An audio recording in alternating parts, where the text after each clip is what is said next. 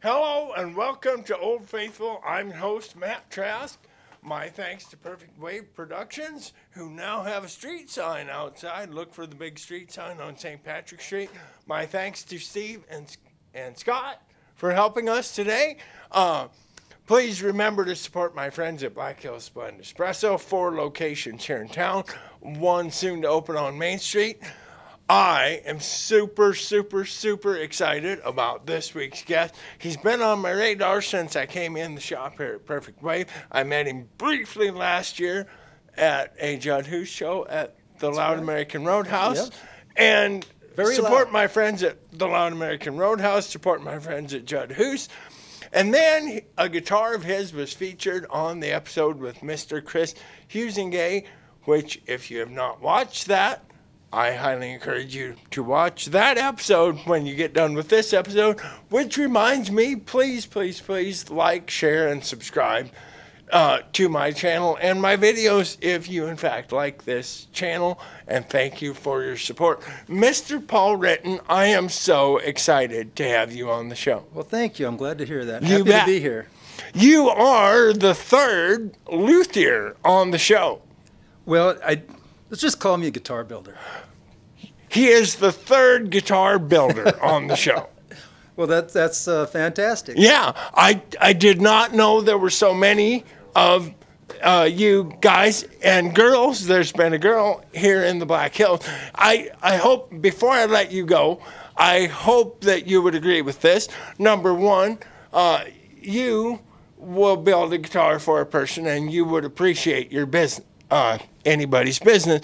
Also, I would like to make the point that wherever you are watching this video, Sandy Hook, Kentucky, Bangor, Maine, look around your area for a guitar builder who may be able to build you what you want at a reasonable price. No doubt. Yeah. No doubt. We generally are pretty price competitive because we cut out a lot of channels of distribution that don't have markups. But then it's always much better to build a guitar for a person that you can sit, watch play, because we can certainly customize the instrument to accommodate your styles. Right. And your entire setup. And that if you have a local builder, absolutely give them a shot. Yeah. At least talk to them. And one other point that I would make, many of them are extremely kind-hearted people, and they have a bottom line, and a profit would be nice, but they operate with really way too much love for the average musician, which will help you on the cost. Yeah. Pay them what you can afford, but many of them will give you a deal. Absolutely, there's no doubt. Right. No doubt. So why don't we just let you tell us about you? Well, I was a fledgling guitar player that needed some new equipment. Okay. And I didn't have $10,000 Right. for a new Les Paul and a new Strat and a new Telecaster, but I did have some GI Bill money. Oh, okay. Thank you for your service. Well, it was a pleasure. No thanks needed. Pleasure and an honor. And by the way, Army beat Navy this week. And it was in the back of a guitar magazine. I saw this advertisement for a guitar building school in Phoenix called Roberto Van School of Luthiery. And I called them up, and they were more than happy to accept some GI Bill money. Uh-huh. And so that was in 1994, and I scooted down to Phoenix and went to it, and basically ever since then, sometimes more full-time than others, been building guitars for people. And with that, we have the 2nd graduate of the Roberto Van School of Luther. Yeah, it's one of the, I guess, probably 3 big ones Okay. in North America. I'm tipping my hat to our brothers and sisters from the North and saying Vancouver's North America, even though they won't let us come visit anymore for a while. And then Red Wing, Minnesota has one. Okay. A big one. All right. And there has traditionally been one in Pueblo, Colorado, too. I don't think it's considered quite as big, but I'm sure you get a fine education there. Okay, all right. So are all three of these Roberto Venn schools, or these are three different schools? Three different schools. Okay, gotcha. Yeah, and they have kind of different specialties from what I've seen. The one in Vancouver really has embraced technology. All right. Where if you want to use a CAD machine to build guitars, that's probably where I'd send you. I mean, if you just want to be the best, you want to go to Roberto Venn. I will agree with that right there. There's no reason not to. So what did you build at the, I'm guessing it was an acoustic guitar, but I'll let you tell us about that. To graduate, you had to build an acoustic guitar and an electric guitar. Oh, okay. So I built a 12-string fan braced jumbo guitar, and then I was a kid in a candy store. I'd never had the ability to pick and choose what I wanted my guitar to be. Absolutely. So I designed an electric guitar that I still use that shape today. It's still my #1 seller. And learning processes, you sometimes learn what you don't like as well as what you do like. Mm-hmm. So I tried active electronics in it. Glad I did, and figured out that I don't have to make that mistake for me again. But we had to do inlays, so I looked around, and I'm not an artist by any means. I'm just a woodworker, guitar player. So I did the Tree of Life inlay with palm trees. Oh, okay. And I kind of learned about doing laminate tops and whatnot. And then if you didn't have a whole lot going on, they'd let you come in on the weekends and build other guitars. So I finished 5, I built 6 guitars. I finished the 6th extra one after I got out of school. So I just figured as long as I had access to wholesale priced wood and these tools, what else am I going to do? Might as well. So yeah, I built a arch top guitar, actually a carved top guitar on the weekends, a couple solid bodies. Started doing a bunch of repairs. I was playing in the music scene down there, so I'd met a bunch of guitar players, and they let me refret their guitars, put in new pickups, experiment with wiring schemes. And again, while I was down there and had access to this, why wouldn't I? Right. Exactly. And honestly, it's like any other education program. You learn by doing. Mm-hmm. Sure. And, for the 2 guitars I had to build in the school, I had to follow what they wanted, which was fine. There's nothing wrong with it, but I also got to experiment with some other techniques that weren't necessarily sanctioned by the school. And some of them, I now know why they weren't sanctioned, but others I've kept doing for these 26 years now. Oh, yeah. But you really can't learn how to refret without refretting 100 guitars. Exactly. Yes. I tell people, and this is a little bit of an exaggeration, but it's not by much. The first 100 guitars I built, I gave away. Okay. Or burned. Sure. Because they just weren't good enough. And when your name's on them, right, you kind of want them to be good enough. Right. And certainly you don't want someone to give you a significant outlay of cash and have them not be really happy with what they have. Sure. So you were saying that you got the opportunity to refret guitars for a bunch of your newfound friends. Mm-hmm. And then you told us, as I certainly know, you get better with doing. So absolutely. Those first guitars that you refretted, did you have a bunch of new friends with bleeding hands? Actually, I leaned very heavily on some of the instructors down there. Okay. All right. So, ladies and gentlemen, be nice to your teachers. They will help you out if you are nice to them and you ask. They certainly let me fail. Okay. And then we'd pull them out, do them again, maybe with them watching over my shoulder, and grabbing hold of a file here and there. So I never did put any out that had uneven frets or sharp edges. Sure, yeah. But I certainly couldn't have done it without a lot of help from John and Chris and Bob down there. Thanks, guys. You ever see this? What I'm hearing is you were willing to learn and ask for help, which is two of the most important life lessons. And probably two of the more humbling ones as well. It can be humbling. So I used to be a cowboy, and perhaps I will be a cowboy someday again. Many people think cowboy life is all about gunfights and rodeos.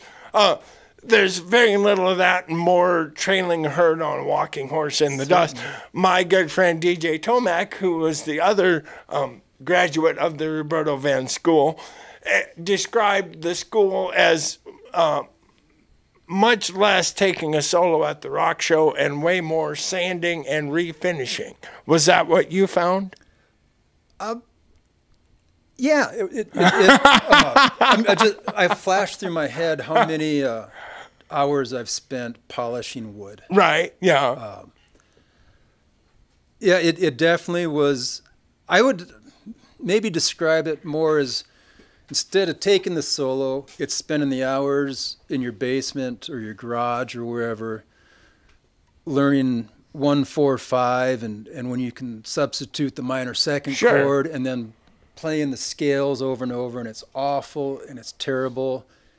And then all of a sudden, you're on the stage with your toes hanging off the edge playing a solo. Right. That doesn't sound anything like a scale. But you couldn't play it if you hadn't learned the scale. Right. So the school, to me, was learning the chord progressions and the scales that go with it. Sure. And then at the end, you end up with, something you can actually play on. Sure. And then it also helped a lot. A lot of that carries over as a young guitar builder that no one had ever heard of, particularly when I moved back to South Dakota.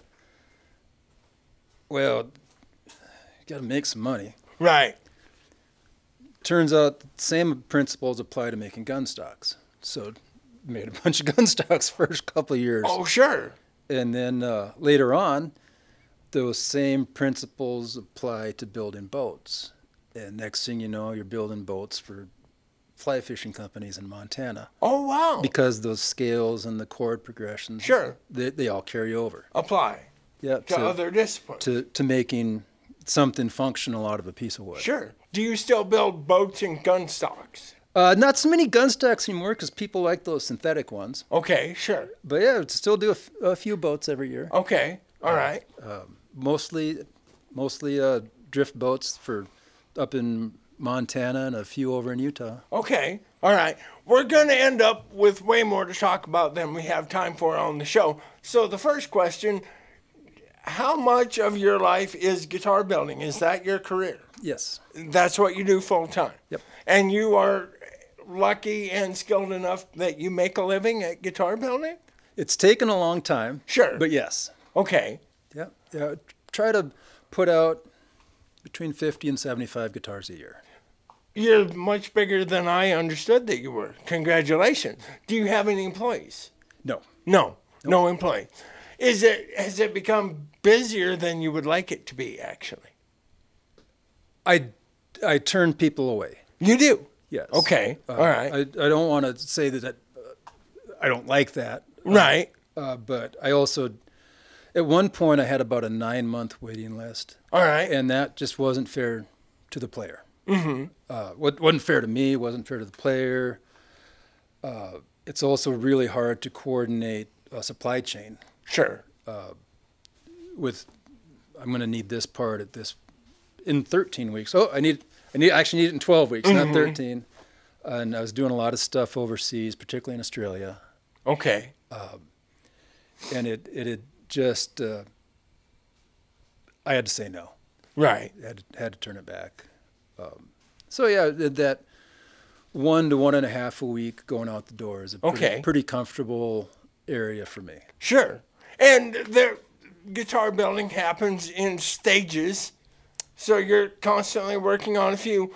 Yep. Roughly how many hours a week are you working? 65, 70. 65. Yeah. But you apparently love it, because that's a pretty good week. Yeah, it is, but I also remember those days where I was working 40, 50 hours a week at a regular job and then going home Right. and doing this 20 hours a week. Right. So it seems normal to me. Right. Have you gotten to the point where you have a fairly good working space? Yes. Everything, more or less everything that you want. Yeah, I actually have a couple spots. Okay. I still use my mom and dad's place as in an experimental workshop where I kind of keep it separate from the commercial stuff. Okay, sure. But I probably use less tools than you think I use. I really would have no way of answering that. Well, I don't have the gleaming shop of CNC machines. Sure, okay, yeah. I'm basically a couple band saws, a couple belt sanders, a table saw, and a drill press. So next question, which suddenly, oh yes, we're going to run out of time, but we should briefly talk about your actual performing and musical career, such as it is or has been or was. Like a lot of people, orchestra and band in elementary school. Played with the Rapid City Symphony when I was in junior high. Okay. Bass player, thanks Mr. Knowles. And then when I went in the Army, played in a couple rock bands there. Played with Scott and Steve, Hugh. And then played with the leftovers of 19 Ledge up here. And then ever since then, I've been busy enough that I really couldn't dedicate it to that, pursuing that. And I've always kind of just been a hired gun since then, filling in with whoever. And now I'm old and no one wants to play with me, but still managed to get called up and come here and play and it's a good way to sell a few guitars while you're at it. Absolutely. A question that just occurred to me, you build a lot of electric guitars. Do you have a representative amp collection to use in the shop? Yes, and that's evolved over the years. One of the humbling things is when you're in this business is you learn that what you like isn't necessarily what everyone else likes. Sure, exactly. So my preference is a non-master volume amp, just cranked. And so I have those. Right. But not everyone likes that sound. Right. So I have a Marshall. I have, what else do I have? Basically, I have all the bases covered. Even bought a modeling amp for people to play. Oh, wow. Which I hate. But, right. But again, it's not all about me. There's even a couple bass amps for people to play on. And then I have a small little PA system that we can plug acoustic electrics into. Okay, sure. That way, I personally don't think, and I think a lot of acoustic players don't like plugging into a regular amp. They like plugging into a mixing board with maybe a DI interface. So have that available. But when it's just me, I have a old Champ that I plug into, and that works for me. Away you go. Away I go. Sure. Ladies and gentlemen, he built a guitar for the show. But let's talk about this other one first. Is this kind of your shop experimentation guitar? This is basically my loaner guitar. Okay. We do a lot of these fabric-covered guitars, and people don't know what that is. Right. When I say fabric-covered guitar, they think, well, it's fabric, but it doesn't feel and look like fabric on. But it's been around. It's for people to play, kind of feel neck shape that I like. Okay. Because I spent a lot of money learning about this neck shape. I've always had arthritis in my hands to the point where I couldn't play, and so I spent a lot of time with a hand specialist with those little wires hooked up to your hands. Sure. And we found a neck shape that really seems to alleviate a lot of chronic hand problems that guitar players have. Okay. So I like to have a guitar around that people can try. So this has been the shop guitar for about a year. Needs to go down the road. We'll make someone a deal on it. But it's pretty standard. It's got my signature pickups in it. Wasn't that just a good guitar? So let's talk about this neck. First of all, would you please turn it back around again? That is one gorgeous piece of maple that wood is made out of. Let's all take a second to appreciate that. Secondly, this neck shape that you and your hand specialist came up with, has that become your biggest seller? And do people with quote-unquote normal hands find that it's more comfortable? No, kind of, and yes. When people think of a hand-friendly neck shape, Right. just naturally you go to a thinner neck shape that doesn't feel as unwieldy in your hands. Right. Turns out that and you can do this at home, is when you pinch your fingers closer together, you get more activation in your forearm, which causes carpal tunnel. Although it doesn't seem right, because when you pick up a guitar with a really thin neck, it seems easy to play and fast.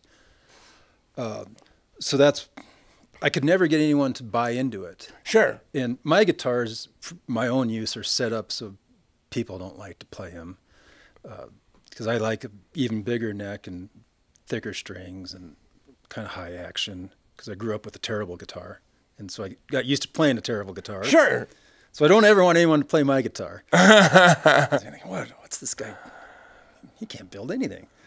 But then once they play it, and you have to play it for a little while, 15 minutes or so, and then it kind of clicks that, oh, yeah, this is more comfortable, and the little asymmetric shape where it's thickest towards the bass strings. Okay. Actually does cradle your hand a little better, and it makes it easier to go up and down the neck a little better. And then, so for my repeat customers, they all almost always want that neck shape. I see. Some people just like a different style. Sure. Yeah, that's fine. Build that for them too. So I guess the short answer is kind of. So if you have hand problems and you can't afford a Paul Ritten guitar, buy an early Telecaster or a Gibson Firebird. Is that what we're saying? Early Telecaster, Firebird, Les Paul Jr., or I can just make you a neck, which is cheaper than buying a whole guitar. Hey, this guy is good right here. We better get on to this guitar here. Sure. Which you built for and please tell the beginning of the story exactly as you told me before the camera started rolling, because that made my week. So after Chris had been on the show, we talked and talked about coming on, and I was sitting in the shop that night, thinking about what you'd maybe like to see, and I the Old Reliable kept running through my head, and I had a couple beers, and yes, with a couple other friends, and then I was looking in the junk pile of my little wood junk pile, and I had found all these pieces of wood, and I thought, well, why don't we just build Old Reliable?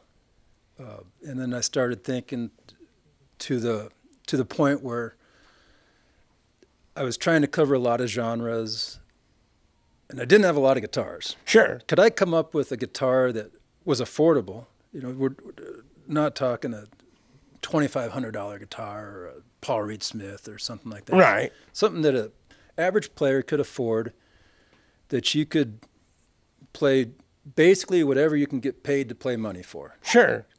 And that's what I kind of came up with this.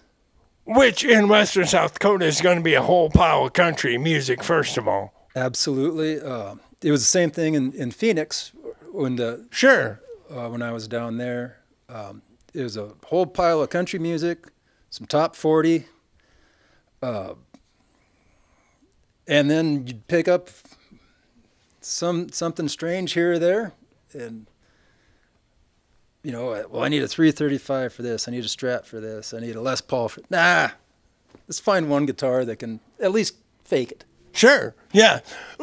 before we go any further, I haven't drank for about 4 years. I do consider myself an alcoholic. I don't need to be congratulated for quitting drinking. My point is, if you have a story that begins with, well, I had a few beers and I went to the junk pile, I want to hear it. And sometimes those have happy endings. Not all the time. So let's talk about what you made here. Absolutely gorgeous guitar. Thank for you. my money. Again, we have to remind everybody that when it's shaped like this but does not say Fender on it, we call it a T-style, and if we accidentally call it a Telly, the ghost of Leo Fender will come out of the grave and bite us in the ankle. And I have actually met Fender lawyers before. We don't want to meet them. No, we don't want to meet Fender lawyers. Huh? I'm sure they're lovely people. So back to this lovely T-style guitar. Yep. So the first thing I found was this top. Okay. Which it was about that thick because it was supposed to be a Les Paul. And then when I cut it open, the customer didn't like the dark streak to it. So went in the junk pile. But then this saw it, and I was like, kind of laid it out. And, well, that kind of worked pretty good in this shape. It certainly would. You were right. And then had this is actually pine, believe it or not, from the Black Hills, the back part of the guitar. Oh, okay. It was one of my dad's friends picked it up. Somehow he got a hold of a couple big slabs. And I thought, well, that looks a little bit like ash with that grain. It really does, doesn't it? Yep. But the problem is it was heavier than anything. Sure. So I thought, well, I can work with this. But I'm going to have to make it lighter. So I basically made it like I would a thin line style. Okay. But me personally, I'm always dropping stuff in the F-hole, and I look like a goober shaking my pick out of the F-hole. Right. So I probably don't need to cut the F-hole in this. Okay. I just want it to be light enough that you could play. Sure. And then this was, again, trying to keep the cost down with my fictional guitar player that didn't have a ton of money. Decided to make a one-piece neck. And again, this piece of maple just wasn't fancy enough for someone. Okay. But when I laid it out, if you notice, we got the grain lines actually follow the headstock, so we don't have any run out. Oh, wow. So that's just a one-piece neck instead of a two-piece like a lot of these are. Right. So I had to put the truss rod in from the back. Oh, biggie. That was kind of how they used to do it back in the old days anyway. I actually created a headstock logo for it that was a little different than mine, but my vision is that this will become someone else's guitars. And then I just went with some vintage output electronics, nothing fancy other than in the middle I did wire it up so it's in series. Again, if it becomes your guitar, you can put whatever pickups, wiring you want in there. Sure. Yes. Let's talk about the benefits of series wiring, though. And talk about what it is for those who don't know. It's basically electronically creating a humbucker out of two single coil pickups. All right. So it boosts the volume a little bit, or in my case where my amp is already cranked, it just kind of doesn't get louder. It just makes a little more compression and a little more hair on it. A little more hair on it. It certainly gets rid of 60 cycle hum, or I guess Steve, you could correct me if it's 60, whatever the single coil hum. Right. Yeah. Although this is all fully shielded, so it's pretty dead quiet anyway. Right. Even the chambers inside, I shielded them, and I was reminded at how frightfully expensive shielding paint is because I went through about a quart. Oh my! Yeah. Because of the semi-hollow nature of the guitar. Well, at what point do you stop creating that box? So right. Probably, at least in my mind, I figured probably better do the whole insides. Right. Sure. And then had to reorder the shielding paint. Gosh, maybe that wasn't such a great idea. But so yeah, it creates more of a humbucker sound than a single coil sound. Okay. Some people like it, some people don't. Put it on a switch, and you can have it both ways. Oh, hey, yeah. Look at there, perfect. One thing I have noticed, I have one guitar that's wired in series. If you, I don't mean to suggest that people who play in series guitars don't care about their tone, but if you have a good tone already and just need a slight boost for a lead, series is an excellent way to go. It's so simple, you need nothing else. Flip Absolutely. to the middle and you got it. It's almost like stepping on an EQ pedal that has a mid boost. Right, it really is. And you don't actually need the EQ pedal, although Right. I'm obsessed with the EQ pedal. You mentioned one of my favorite things in the whole wide world. So a guitar builder's opinion is the shielding paint, as opposed to a cheaper way such as aluminum foil or whatever, is the shielding paint worth it in your opinion? Yes. Okay. Now, this also has some shielding foil on it, on the back covers. Okay. Shielding foil. For me, putting out 1.5 guitars a week, it's a lot faster to do the shielding paint than it is cutting the foil and then pasting it down and then hoping that 5 years later, after it's been in the trunk of your car, that adhesive still sticks, because if it comes loose and floats and shorts out your switch in the middle of the show, is a real little downer. Right. Yes. Now, that being said, shielding paint has its disadvantages as well. You still have to prep it just like you would the outside of a body, or else the shielding paint won't stick. So you're sanding the inside of a cavity that no one's ever going to see, and you feel like, why am I doing this? Right. But I also think it's a cleaner solution. And then if you look down in the pickup cavity, you actually see a nice flat black shielding paint rather than some crinkly foil. Right. And if you're the person that puts the shielding foil in isn't real conscientious, you have a little bit sticking up and you cut your palm, ask me how I know, when you're strumming a punk rock song because you got a little excited and you're wondering, why is my palm bleeding?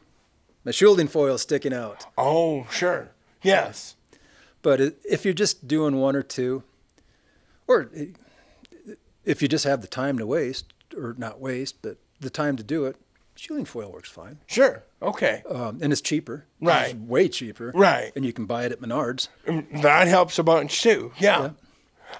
So a few more things that we need to talk about here. Number one, your pickups. I believe you mentioned to me you were going to have the boys wind something up. Who are the boys? Well, on this one, it was David Plummer from Zangbuckers. Okay. Who I've used an awful lot. Highly recommend. He's relatively unknown, and I don't understand why. And this one, the boy was Lindy Fralin. The boy was Lindy Fralin. This has Fralins in it. Yep. Are they the blues specials? No. They're kind of a one-off telly bridge strat neck. So do you know Lindy Fralin personally? Only through the telephone. Okay. All right. Yeah. One day I would love to get out that way and meet him. I've heard that the whole shop is wonderful people. And then on the other side of the country, I used Jason Lawler quite a bit. Okay. Who also was a Roberto Van Grande. Can you, when you go meet Lindy Fralin, can you take me with you, please? We'll make it a road trip. Sounds good. I love it. What was the other thing I was going? We could get really, really, really gearheady and do a lot of buzzwords. I want to know your opinion. Of course, you are a custom guitar builder, and so you will put in, I presume, what the customer wants. Within reason. Within reason, sure. So say that you are given more or less a blank slate for the hardware. Are you going to go with the buzzwords, bumblebee pots, orange drop capacitors, stuff like that? No? No. I've actually built a test guitar. And by test guitar, I mean it's a railroad tie that I fretted. Okay. Then cut out the center and put things that we can put different bridges on, and then different electrical components. I personally can't hear a difference. Okay. So why not save the customer some money? Sure. Now, if you want bumblebees and orange drops, sure, put those in. Where I try to spend the customer's money is on the potentiometers, the switches, Okay. the output jacks, the bridge. Now, this one I used a cheap bridge and I filed it flat. This is a Callahan bridge. Okay. All right. So this is machined. But you can get 95% of the way there if you have a standard stamped steel bridge and you take the time to grind it flat. Okay. So again, that with the idea of this was a player's guitar. Sure. But yeah, alpha pots. I like CRL switches. Those are your wear items that actually do affect the tone. Sure. And you know, even if someone does hear the difference in tone between an orange drop, a bumblebee, or a ceramic disc, who's to say one or the other is good or better? Right. It might be better for me, but your ideal tone is almost certainly different than mine.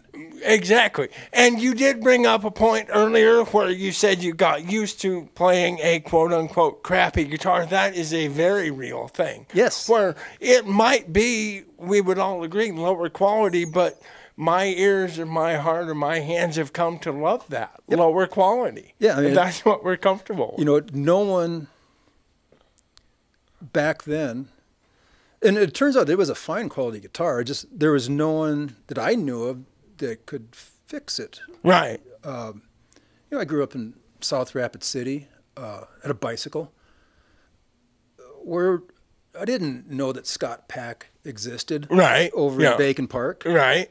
And I didn't know that a guitar could be adjusted to. Matter of fact, I didn't even know how to tune it. I grew up playing an open G because I twisted the knobs and it sounded good. I was probably 17 or 18 before I had any idea that I didn't tune the guitar right. Sure. Yeah. But when you tune it to open G, that sounds pretty good. Sure. Yeah. You know, so it didn't have the resources. Well, probably did. I just didn't know about the resources. Right. Yeah. So yeah, I now play guitars with really thick strings because I didn't even really know that there was a difference between the different strings, which should be different diameters, with a really high action because that's what my guitar had. Sure. And that's just kind of how my style developed. Right. So you brought up a very interesting point. At 17 years old, when someone handed you an E standard guitar and you said, "What is this?" Did you have to essentially relearn the entire instrument? Well, the middle three strings were the same. Okay. You know, the D, G, and B. Right. And if you ever listen to me play, I still play a lot of chords on a lot of triads. Sure. Right. And then, yeah, I actually had to learn how to make, you know, different chord shapes. Right. But I've also been really super blessed. I've always played with really talented bass players. Okay. All right. So I've never really had to do a whole lot on the E string. Okay. Or the A string because, again, you play with a really talented bass player. They got it. They cover up all that stuff. Sure. And then you kind of slide into the mid-range. Okay. And then it turned out that some of those scales I'd been hearing, once I got this string tuned to E instead of D, it's a whole lot easier. Right. Yeah. Yeah. And you know, I grew up. I had a Buddy Holly 8-track. Okay. My dad had, and I listened to that over and over, and all of a sudden it was a lot easier to make an A chord. Right. Sound like Buddy Holly once I tuned that string to E. Figured out how to tune a guitar like everybody else was doing. Yeah. Although it could explain why I've always had an affinity for the Rolling Stones. Okay. Sure. Yeah. And then my dad had also, for my birthday one year, my mom and dad bought me a Sony Walkman. Okay. The cassette player, which was revolutionary for me because all of a sudden I had a rewind button. Sure. When I was trying to learn a song. But they bought me a cassette tape with it, and it was Michael Jackson, Thriller, which I'm not sure if you remember that, but that had Eddie Van Halen playing on it. I have since learned that. I was a very sheltered kid. I spent hours trying to learn how to play Eddie Van Halen, not knowing it was Eddie Van Halen. Oh, sure. Okay. Yeah. So I guess shoot high if you're going to have aspirations. Absolutely. But yeah, you know, growing up in western South Dakota here, I didn't know that was something that everyone shouldn't be able to do. Right. Yeah. But yeah, so we just hit on my two big influences, Buddy Holly and Eddie Van Halen. And locally, Donnie Sprague. Sure. Brandon Sprague's father. He's the one that took that terrible guitar I had and actually made some music. And I thought, okay, it's a poor carpenter that blames his tools. Thank you, Mr. Sprague, for showing me the errors of my ways. So we probably should kind of wrap this up. I think we could talk for hours. Number one, where can a guy get a hold of you to order his custom It's guitar? probably easiest just to call me. To call you on the telephone. On Okay. the telephone, I answer it. Okay. And it's 605-569-0874. There you go. A man who answers his telephone and gives a telephone number. That is becoming a rarity, actually. Yeah, well, I hopefully we can spend more time talking face to face and less time texting, and as a nation, as a world. I am a throwback, and I love that right there, and I agree. Number two, both of these guitars are currently for sale. Absolutely. Okay. And what I'll do, since it's the spirit of giving, this is a $1,400 guitar. Do whatever the wiring you want, whatever the pickups, within reason, whatever your logo is. If you buy it for $1,400, mention your show. I'll donate $100 to Project Healing Waters.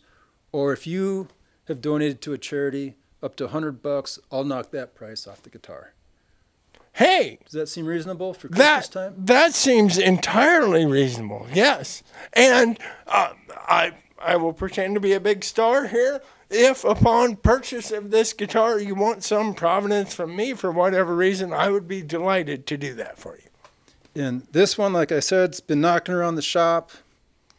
Let's get this one out of there for about $750. $700, and that is the deal of the century right there, ladies and gentlemen. That's about the cost of that guitar. With character, with 3 pickups, I presume it has a 5-way switch?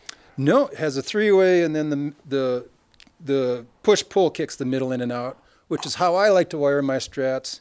If you want a 5-way switch, I'll put a 5-way switch in there. There would be no need to do that, though. No. That is an insanely versatile guitar right there. Yeah, so you get the outside pickups alone, or you can get all 3 of them on. Hey, It's great. perfect. Wow. That's incredible. So, let's see here. Roberto Venn says, change your strings. Is he still alive?